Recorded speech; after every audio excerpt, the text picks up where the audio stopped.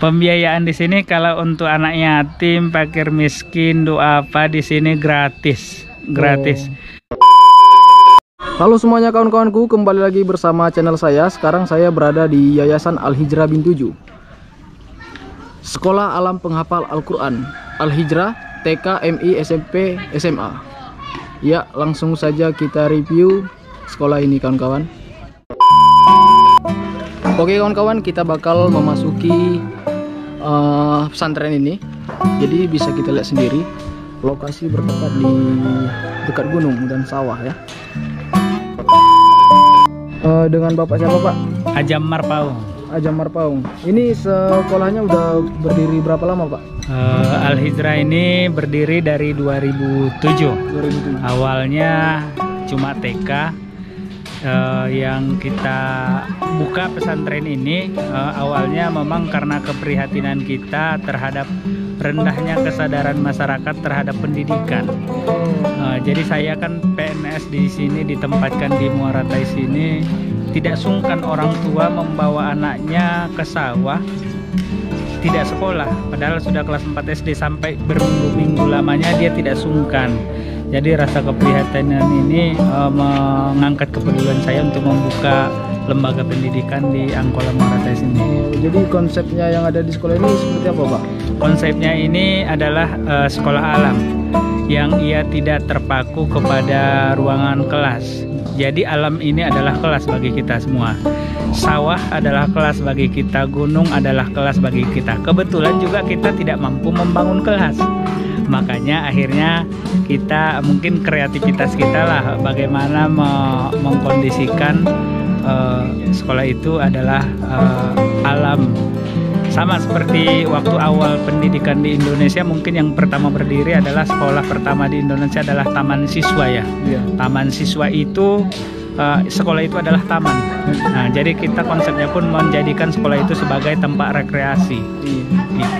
Jadi di sini apa aja Pak? Ada TK, SD, SMP, SMA? Di sini jenjangnya ada TK, ada SD, ada SMP, dan tahun ini buka SMA-nya. Oh, tahun ini. Iya, sebenarnya kalau dilihat dari fasilitas kita tidak mampu untuk membuka SMA-nya, tapi melihat dari kebutuhan sebenarnya, mengingat yang melamar ke Al-Hijrah, saya yakin ini juga dialami oleh lembaga-lembaga pendidikan yang lain, bahwa kebutuhan sumber daya manusia yang profesional dan terlatih itu sangat susah mendapatkannya.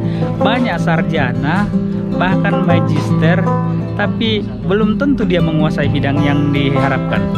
Jadi di sini kita buka SMA-nya. Saya lihat anak-anak SMP di Al-Hijrah saja itu sudah mulai bisa mengajari adik-adiknya, lebih dewasa dari yang sarjana. Makanya kita coba buka SMA-nya ini, nanti diharapkan mereka yang SMA ini nanti tidak nganggur lagi, tidak kemana-mana lagi. Mereka betul-betul sudah ada untuk lowongan kerja, mereka sudah ada di Al-Hijrahnya, lembaga pendidikan lain gitu kan. Jaringan sekolah alam penghafal Al-Quran ini juga sudah banyak. Mereka mengalami permasalahan yang sama, kekurangan tenaga SDM yang terlatih dan profesional. Nah, makanya ternyata ijazah sarjana itu tidak menjamin seseorang itu bisa terlatih dan profesional. Yang membuat mereka terlatih dan profesional adalah mereka mau berlatih. Kebanyakan kan anak kuliahan taunya ngampus, kuliah, makan, habis itu pulang kan gitu. Jadi semestinya memang sejak dia kuliah mestinya dia sudah berlatih. Ketika dia tamat kuliah dia sudah sudah bisa di dunia kerjanya, sama kayak Hasmar kan. Nah, ini sudah berlatih dengan bidangnya, langsung terjun ke lapangan. Ketika tamat nanti nggak cari kerja lagi kan gitu.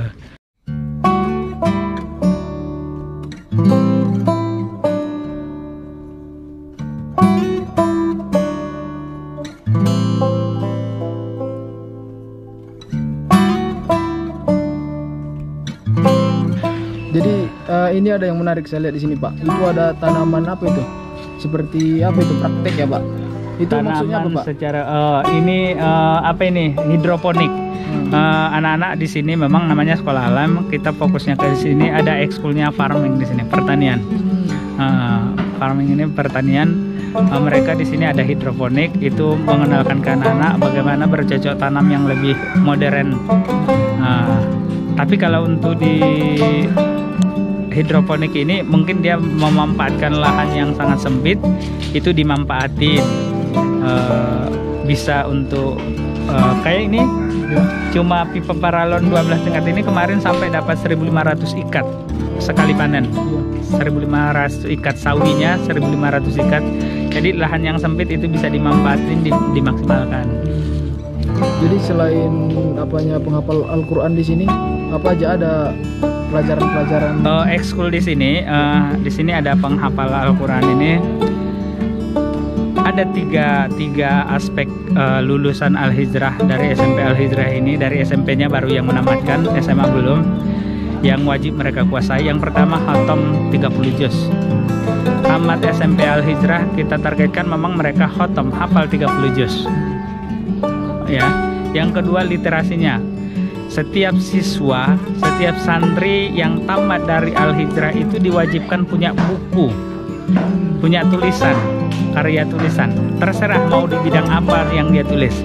Apakah yang mau dia tulis itu cerita novel, boleh, cerpen boleh, puisi boleh, pertanian boleh, pengalaman dia memoir boleh, atau cara dia menghafal Al-Quran dia tuliskan dalam buku itu boleh. Karena Imam Syafi'i bilang gini, kamu boleh mengejar ilmu dan mencari ilmu itu sama dengan mengejar buruan. Seorang pemburu alangkah bodohnya ketika dia mendapatkan buruannya, dia lepaskan, tidak dia ikat. Seorang pencari ilmu ketika dia mendapatkan ilmu tidak dia ikat dengan tulisan, itu bodoh namanya. Makanya mereka di sini dilatih untuk menulis.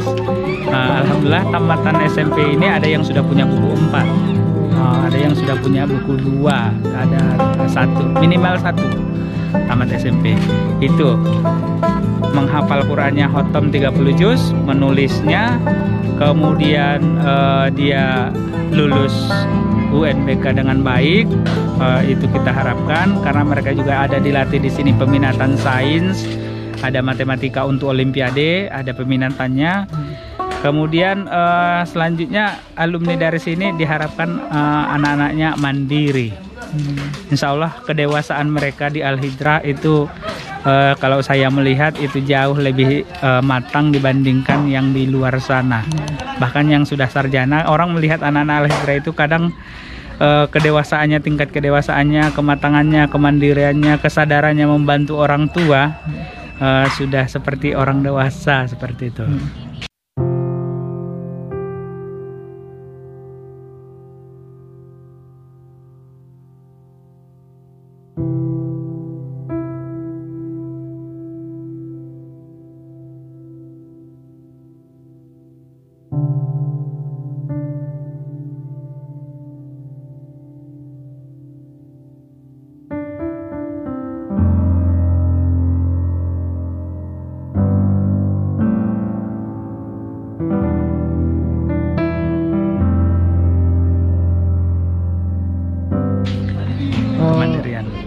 Apa lagi yang menarik di sini, Pak?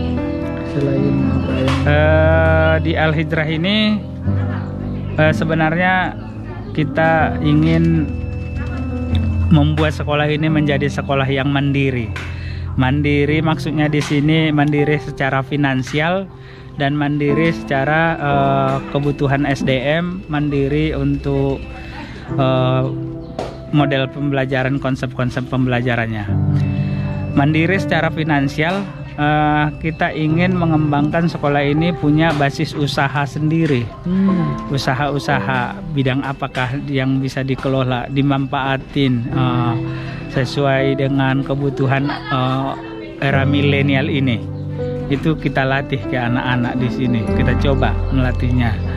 Kemudian itu kedepannya biar bisa dikembangkan. Cuma mungkin pemodal ya masih kita memang berusaha membangun sekolah ini jangan sampai terlibat dengan riba, jangan sampai berhutang ke bank. Itu kita upayakan semaksimal mungkin jangan sampai terlibat dengan riba. Membangun sekolah ini biarpun susah Dan sekolah ini kebetulan memang santrinya 80% adalah yatim piatu, fakir miskin dan duafa.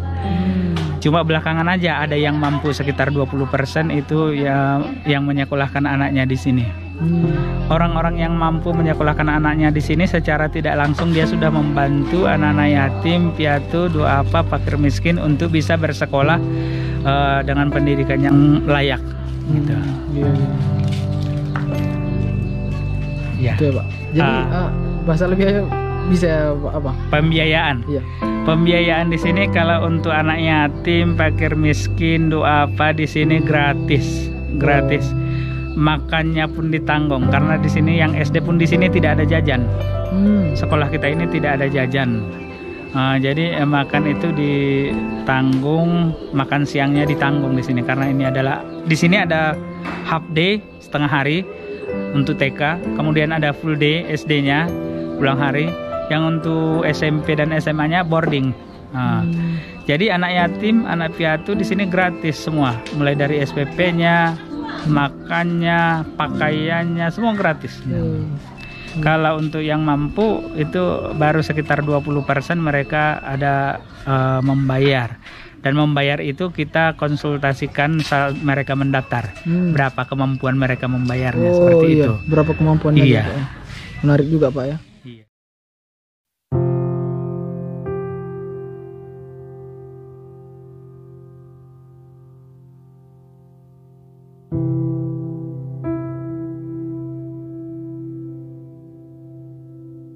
Ini prestasi dibawa aja nih. Oh boleh. Kan nanti dibagiin sama kawan-kawan juga. Prestasi tingkat nasional, prestasi keluar itu kita pernah membawa siswa studi komparatif ke Malaysia dan Thailand. 23 orang siswa untuk studi komparatif, studi banding tentang metode pembelajaran tahfiz. Kalau untuk tingkat kabupaten Tapanuli Selatan, prestasinya pernah menjadi juara tahfiz 5 kali berturut-turut, menjadi utusan ke Provinsi Sumatera Utara. Baru untuk Olimpiade Matematika tingkat SD-nya pernah juara 1, kemudian pernah juga menjadi juara 2 dan juara 4. Kemudian Olimpiade IPA juga pernah menjadi juara 1 di tingkat Kabupaten Tapanuli Selatan. Untuk lomba anak TK-nya alhamdulillah hampir tiap tahun ya bisa juara 1, 2, 3 sering gitu. Juara lomba storytelling, lomba bercerita, lomba mewarnai, lomba penjar painting. Tahun terakhir festival oleh-oleh Tabaksel kita juara 1 lomba penjar painting. Untuk tingkat Tapan di bagian selatan, kemudian di bidang lomba yang lain fashion show juga pernah anak TK-nya juara 1.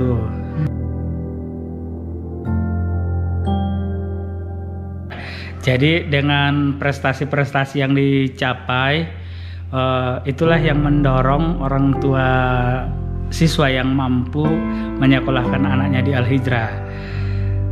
Sampai ke Sadabuan, ada yang menyekolahkan anaknya ke Bintuju ini, yang full day, yang SD ada.